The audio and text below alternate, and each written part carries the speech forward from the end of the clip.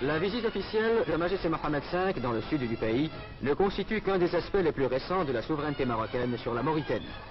Ce vaste territoire d'1 million de kilomètres carrés est peuplé d'1 million d'habitants.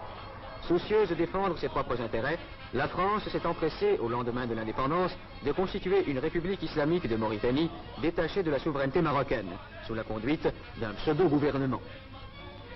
Les Mauritaniens, conscients du véritable intérêt de la Mauritanie, se trouvent actuellement à Rabat ou à Dakar, ne pouvant pratiquement rentrer chez eux sous peine d'être mis en état d'arrestation.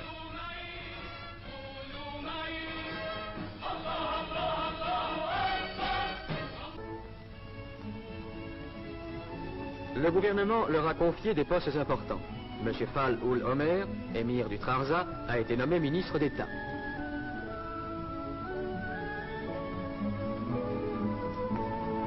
Une importante délégation mauritanienne ira défendre devant l'ONU la thèse marocaine.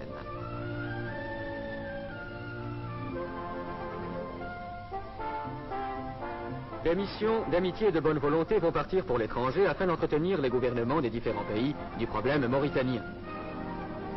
M. Alal El-Fassi, président du parti de l'Istiklal, parcourra l'Asie. La délégation, présidée par M. Abdelkebir El-Fassi, ambassadeur du Maroc en Allemagne fédérale, visitera tous les pays d'Afrique équatoriale et occidentale. M. Balafrège, ancien président du Conseil, se rendra en Europe.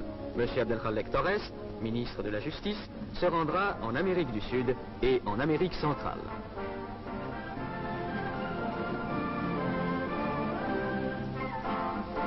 En 1905, M. Mohamed Hassan Ben Yaïch, actuellement chambellan de Sa Majesté le Roi, remettait au nom du souverain du Maroc leur daïr de nomination au gouverneur des provinces mauritaniennes, inquiétés par une agression armée des troupes françaises.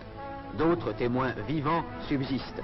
Des documents diplomatiques irréfutables ont été réunis qui attestent la souveraineté marocaine sur les territoires sahariens. Le problème des frontières sur lequel le gouvernement de Sa Majesté n'a cessé de revenir depuis l'indépendance doit être réglé dans le sens de l'équité. La côte atlantique marocaine s'étend de Tanger à Saint-Louis du Sénégal. La Mauritanie tout entière fait partie intégrante du territoire marocain.